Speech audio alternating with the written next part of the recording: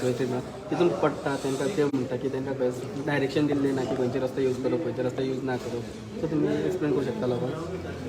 So now we are getting I told the commissioner letter to Smart City, asking them to basically tell the contractors not to be careful with all of the work that they're doing.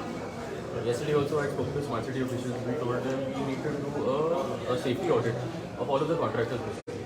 Now this is the second incident that has happened in 1 week also. This is not acceptable. Now what they're doing is we have to, I think the Smart City should basically come up with some sort of guidelines to ensure that this does not happen. You know, like the distance away from the pits, all of those. Now the contractors have applied for road closure.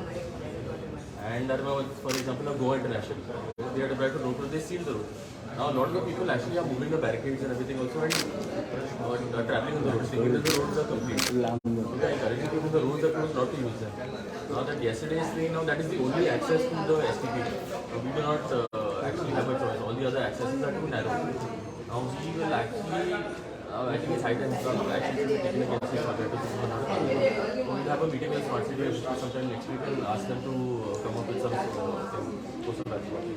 पण रोहित हे जे परत परत incident जावपाक लागले तुमी action घेवपाक जाय म्हणटा but केन्ना पर्यंत काय This is not a cooperation thing. The cooperation is not supposed to be taking action against these contractors. But पणजेकारांक त्रास जायना हो. That's what. The reason I am getting involved now is because the private people are facing difficulty. It is not the job of the mayor now to initiate action against all of these contractors. Now, Smart City officials should do what is required now to make sure these incidents do not happen again. So next week we will have a meeting with the Smart City officials and we'll form some sort of guidelines and tell the contractors that this cannot happen again. If it does, let them initiate whatever action is necessary to prevent this.